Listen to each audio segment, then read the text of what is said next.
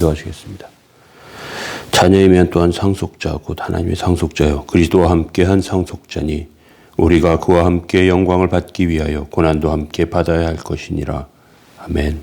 거룩하신 주님, 저희들의 삶과 영혼의 은혜와 은총을 내려주옵소서. 주의 자녀의 복되고 거룩한 삶을 허락하시며 하나님 함께 하시고 동행하시며 세우시는 놀라운 은혜를 삶을 통해 경험케 하여 주옵소서. 하루하루 곤고하고 피곤한 때 하나님 세우시는 은총과 은혜 가운데 서게 하옵소서. 도우시고 함께 하시기 원합니다. 말씀 가운데 세우시고 붙잡아 주옵소서. 예수님의 이름으로 기도합니다. 아멘. 찬송가 337장 2절 찬송 드리시겠습니다.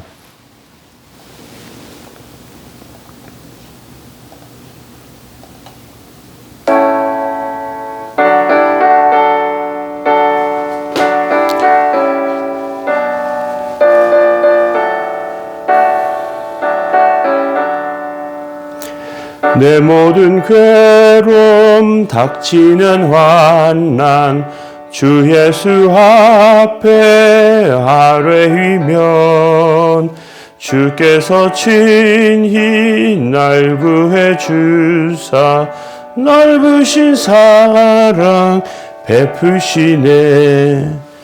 무거운 짐을 나 홀로 지고 견디다 못해 쓰러질 때 불쌍히 여겨 구원해 주리. 은혜의 주님 오직 예수. 아멘. 마태복음 5장 10절에서 12절 말씀 보시겠습니다. 의를 위하여 박해를 받는 자는 복이 있나니 천국이 그들의 것임이라. 나로 말미암아 너희를 욕하고 박해하고 거짓으로 너희를 거스려 모든 악한 말을 할 때에는 너희에게 복이 있나니 기뻐하고 즐거워하라. 하늘에서 너희 상이 큼이라. 너희 전에 있던 선지자들도 이같이 박해하였느니라. 아멘. 오늘 의를 위하여 박해를 받는 자의 복, 주일부터 시작해서 마지막 말씀으로 나누도록 하겠습니다. 박해가 아닌 것이 무엇인지 살펴봤습니다. 우리 실수 때문에 당하거나 죄 때문에, 무지함 때문에, 또는 어떤 자기 이념이나 이런 것 때문에 당하는 고통과 고난, 이런 것들을 박해라고 하지는 않습니다. 진정한 박해는 의를 위하여 박해받는 것이라고 성경이 표현한 것은 주님을 위해서 받는 것이다 말씀드렸습니다. 그러면 하나님께서 왜 박해를 허용하시는가? 어제까지 네 가지 살펴봤습니다. 성도들이 진짜와 가짜, 진정한 성도를 구별하시기 위해서, 두 번째로 그리스도의 거룩한 성품을 완성하시기 위해서, 또 세 번째로 박해는 그리스도와 연합된 것을 간증하는 것이 되기 때문에, 박해를 통해서 우리의 간증이 나오기 때문에 하나님께서 허용하시고, 네 번째로 박해는 주님을 체험하는 계기가 되기 때문에, 그렇기 때문에 박해를 허용하신다 말씀드렸습니다. 그리고 오늘 이제 마지막으로 하나님의 보상 그러면 무엇이냐? 의를 위해 박해를 받는 자 천국이 그들의 것입니다. 이렇게 성경 말씀하고 계시는데, 본문에 나타난 천국에 관해서 두 가지로 생각할 수 있습니다. 하나는 현재적으로 이해할 수 있습니다. 하나님의 나라는 우리가 장차 하나님 나라에 가게 돼, 천국에 가게 되지만 그것은 현재에도 받습니다. 하나님의 나라의 상태를 평안과 기쁨으로 그렇게 성경 표현하고 있는데, 우리 삶 가운데 이러한 것들을 허락하십니다. 우리의 삶에 하나님께서 복을 주시고 은혜 주십니다. 우리를 통치하시고 고난당할 때 현장 속에서 우리와 함께 하십니다. 그리고 하나님께서는 우리 삶 가운데 심는 대로 거두게 하시는 복을 약속하십니다.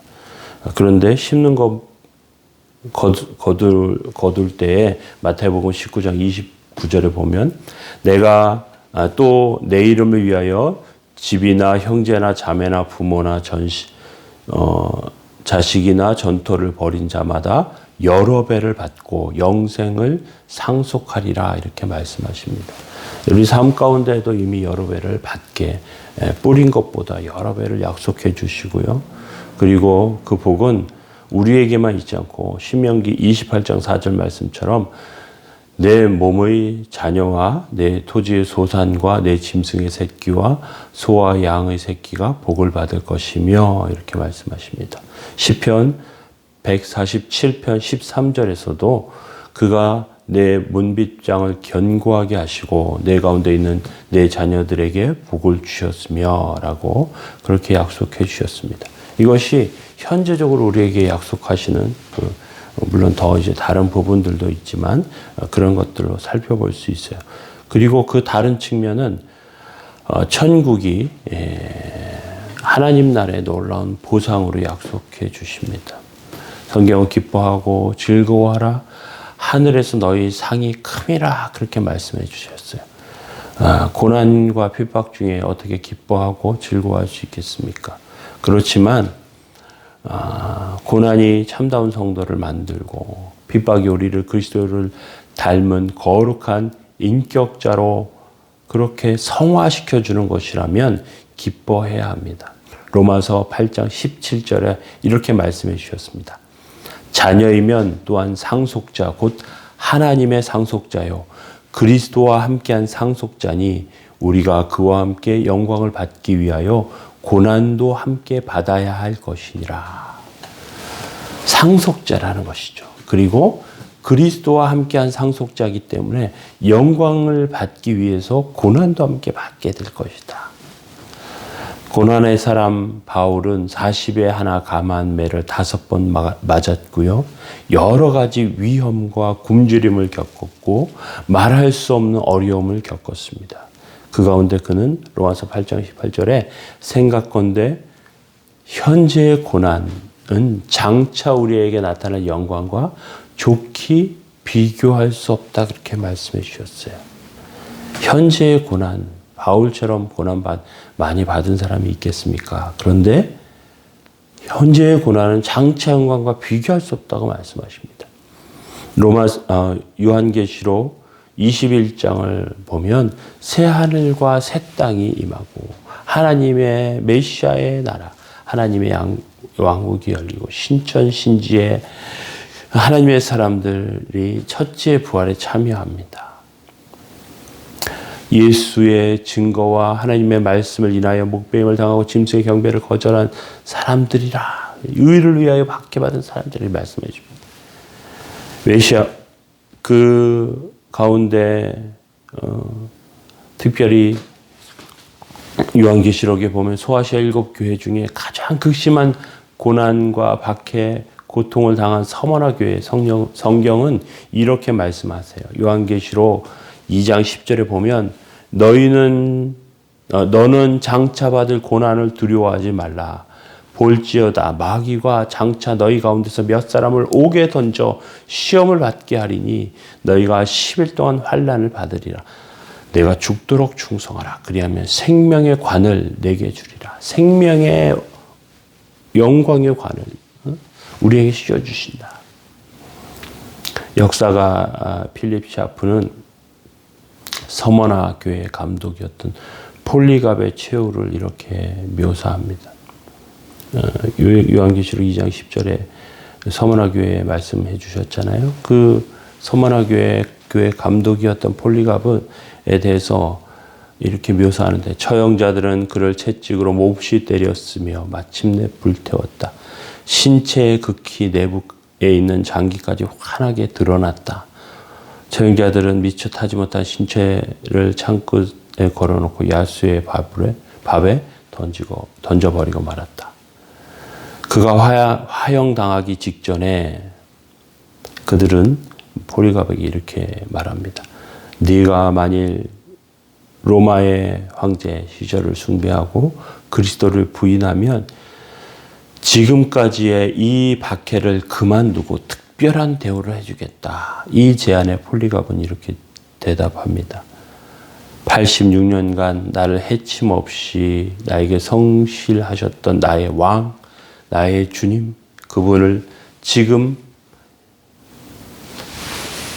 이 나에게 지금 내가 부인할 이유가 어디 있겠습니까? 나는 그를 사랑하오. 그렇게 말하면서 고난의 잔을 받게 되었습니다. 하나님께서 이러한 보상으로 우리에게 허락하신다면, 장차의 영광의 관을 허락하신다면 현재의 고난을 이길 수 있습니다. 그러나 우리가 현재의 고난을 당하는 것이 극심한 것, 이것들을 하나님, 우리의 연약함을 고백하면서 하나님 우리를 도우시고 고난을 감하여 주시고 어려움 당하는 성도들을 지켜주옵소서. 우린 서로 그렇게 기도해야 합니다. 그리고 우리가 고난의 자리에 있다면 특별히 세상에 타협하는 것이 아니고 그리스도의 은혜 가운데 세워질 수 있도록 그렇게 기도하시며 세워지는 저와 여러분들 다 되시길 예수님의 이름으로 축원합니다. 우리 함께 기도하겠습니다. 사랑의 주님, 은총과 은혜 가운데 세우시고 연약한 종들에게 힘과 은혜와 능력을 더하여 주옵소서. 주의 말씀처럼 현재의 고난은 장차 받을 영광과 비교할 수 없다 말씀하셨는데 저희들 주의 은혜 가운데 온전히 세워지게 하여 주시고 오늘도 승리의 삶을 허락해 주옵소서. 주님 붙잡아 주옵시기 원하며 예수님의 이름으로 기도합니다. 아멘. 우리 허리 몸에 병 중에 또 아픈 부분이 있어 고통받는 우리 집사님 또 연약한 성도들을 위해서 기도해 주시고 특별히 김지엘 어린이 그 혈액암 때문에 고통받고 있는데 하나님께서 치료해 주시고 그 가정에 위로해 주시도록 이렇게 기도해 주셨으면 감사하겠습니다. 기도하겠습니다.